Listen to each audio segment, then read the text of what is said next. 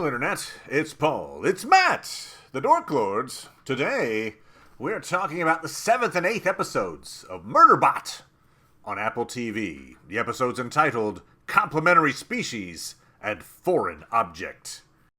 We open episode 7 with a flashback to a month earlier.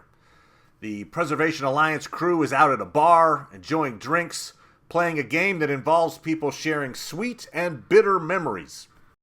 Bharadwaj indicates she was thrilled that Pinley came to support her first public speaking engagement, but Bharadwaj misinterpreted Pinley's gesture as romantic, causing the bitter memory of emotional discomfort. Garathan is then forced to play the game. Forced!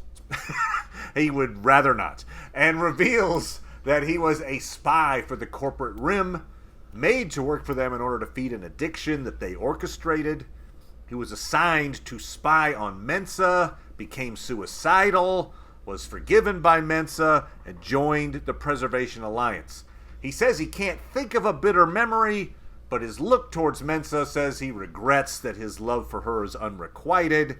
We get confirmation of that later with the "why can't you love me back" mantra that replaying in Garathan's brain. Sure. We end episode 8 with the Murderbot and Garathan both reading each other's minds, and Garathan revealing to the crew that Murderbot calls itself Murderbot and killed 57 clients at one point in the past.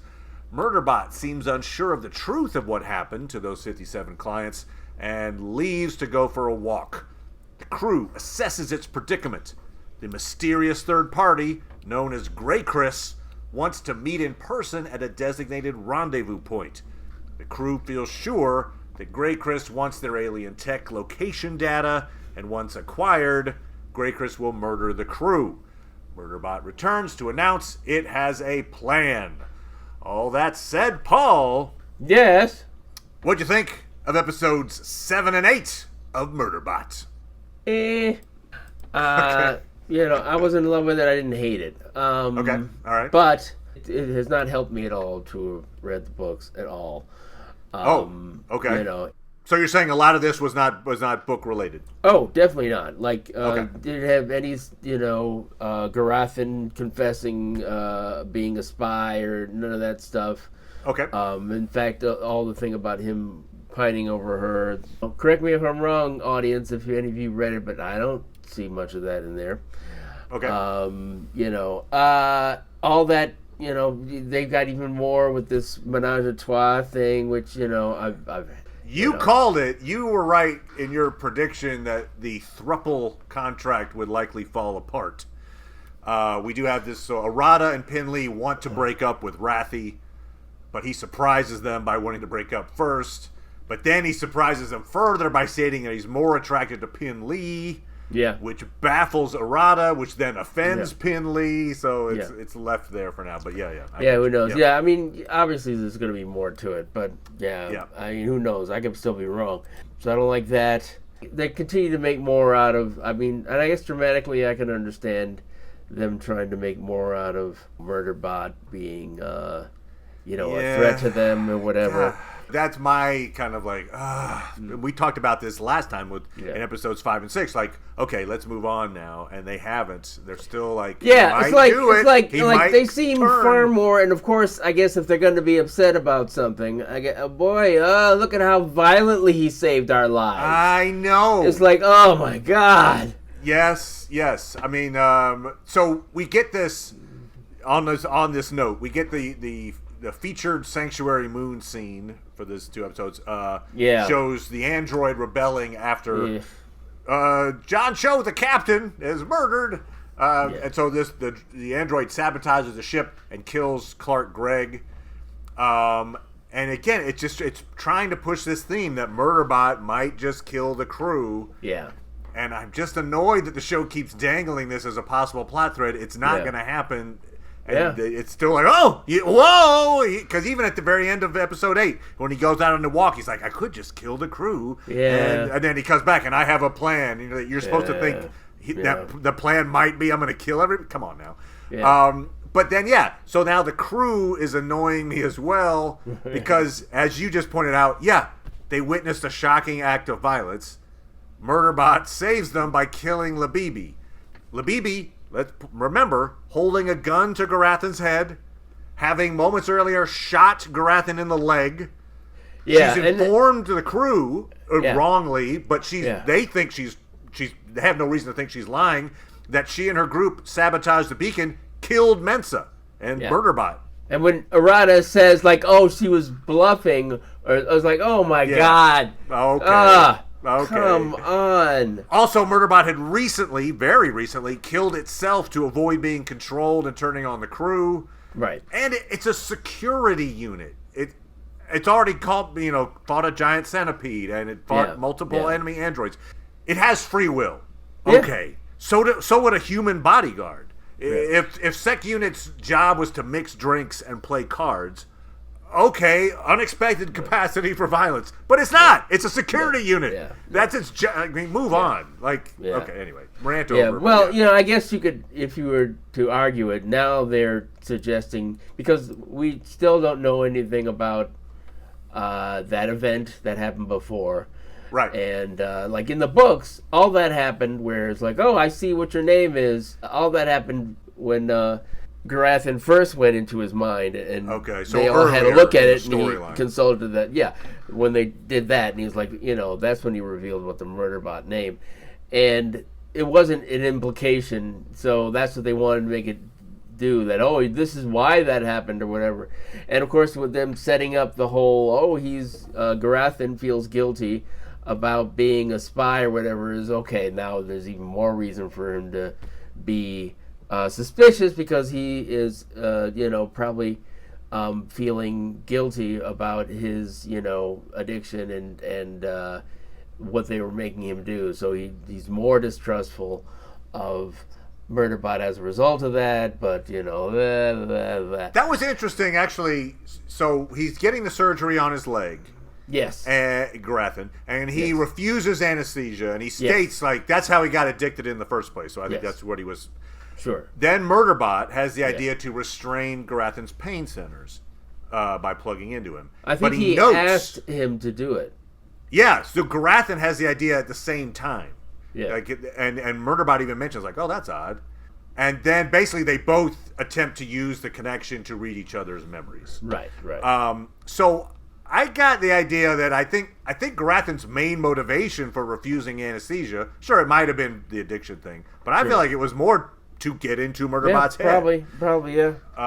So he was, even in that moment, scheming basically to I know how I can. But, I'm tired of the whole, let's get into a circle and let's snap our fingers and I'm tired of that. All the ways in which they try to show that the group is weird.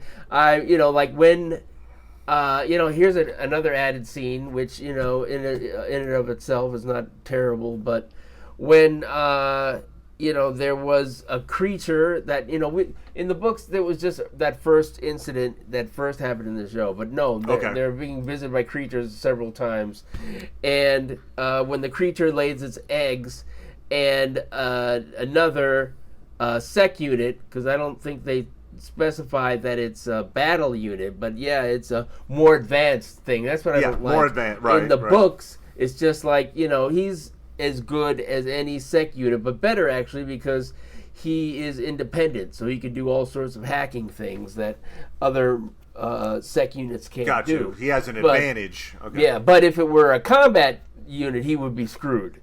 And so, here it didn't seem like he was doing especially great, but it's just that they're more advanced units. Ooh. Yeah, I mean, I think they're playing off that idea that they introduced in the first episode, which is he's like a budget.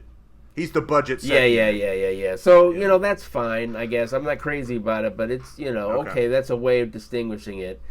But what really cheesed me off is all this we're trying to fight them, but we can't fight them. And then afterwards, you guys are doing great. Oh, yeah. Oh, God almighty. And you know what? Maybe I do want Murderbot to kill them all. Maybe I actually do.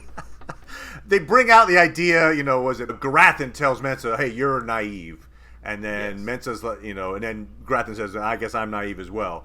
And so they're bringing out this idea that they're being naive, but you'd think the learning curve would be a little faster. They've been in peril quite a bit now, and they're still like treating it like it's I don't know, part of like a vacation or something. Like, guys, I guess I like the Murderbot, forbidding Wrathy to go, especially because he does seem especially hapless. I liked actually that bit if you pair it later with so Mensa has a good line where she says, "It's not your pet." I thought that was pretty fitting, and then you pair that with Murderbot ordering, saying like, "Hey, don't move until I've secured the area, especially not you." Yeah. And you could make the argument that Murderbot almost sees the crew as pets, like you stay. And so anyway, it's just interesting that I like that bit. So there are things that are okay about it, and my friend, who's the one who turned me on to this, the last time we talked about it, and we were only 3 episodes in, was not having the problems that I was having. So okay, interesting. So maybe who knows what other people who read more familiar with it are thinking in the moment. But those are cheesing me off. I want to blame the makers of the show. I want to blame because it's sort of like I feel like they have a different understanding of technology, and so things like a point when they realize that Murderbot is listening to everything they say and like, I'm an advanced thing or whatever. It's like okay, in the books it describes like it's required because of course the company that is going to want to make as much money off them as possible, so it will scan all their things they say to make money off of it. They've already established early, I don't know, maybe it was episode 1, that it can listen in around the ship. Like that's come up almost every episode. It's like, it can hear us. Like, okay, you established that already. Like they keep getting upset about it. Maybe that's a joke. I don't know, but like, I don't know. I think they're just. I feel they're thinking, our audience is gonna, because obviously it's a different episode. So somebody, in this episode, new info. Yep. I did like the bit where Murderbot is explaining how, we can plug in and reduce the pain sensors. I've done this before. Yes. And Mensa's like, did you get this idea off Sanctuary Moon? And he says, no. And then, to himself, I'd seen it on Mid-Center Argala. Which is apparently a reference to an actual thing in the books as well. So, but just to say, that's kind of fun. It was like, actually... it was a different show entirely. A different show had a cool concept that I'm following through on right now. Yeah. I liked the whole what they say, they take it from real life things or whatever. So kind of like Law and Order is what it sounds like. Right. Like ripped from the headlines. Yeah.